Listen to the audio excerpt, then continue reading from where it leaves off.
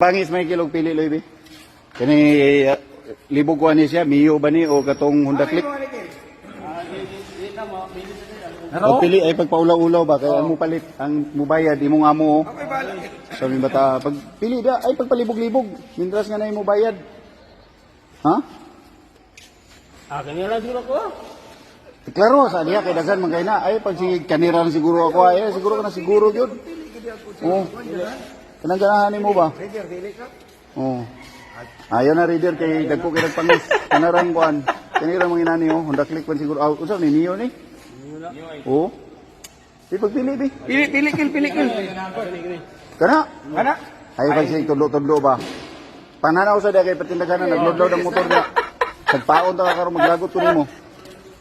Guys, among gipilian si Michael og motor kay ang mo palit kani siya. Kani may mobayad yang amo.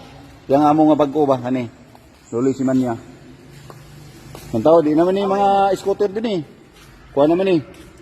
Katura man dito siguro. Kasi pananaw sa diya. Tanaw sa dina kasi mo ganahan. Kay ikasa na lang daw. Kasa ni mo Loy? Kasa na to. Kasa ni Loloy. Ay wala na satisfied si Michael sa tungkuan. Di man na. Amo na. Pila pa i-presyo. 40 city pa man. 50 pa kay mahal. Oy. Mahal pa niya. Way cover dito. Oo. Klaro nga ba? Kanang imong bit yun ni mo nga gusto ni mo ba? Ay pag sige kong kuhan niya. Lantaw klaro. Pag lantaw diya. Ay pagpaulaw-ulaw kay na mo finance. Gini. Kini mo? Gini no. Ano ba? Guwapo. Pero ang presyo tanaw sa presyo. Basi ipabilin ta ka din eh. Hindi ka kapon sa presyo ni. 49 pa man.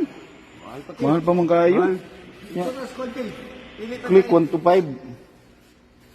Oh, mahal pa man eh. Mahal pa kayo mga motor day. Yung mga to barato pa. Barato na.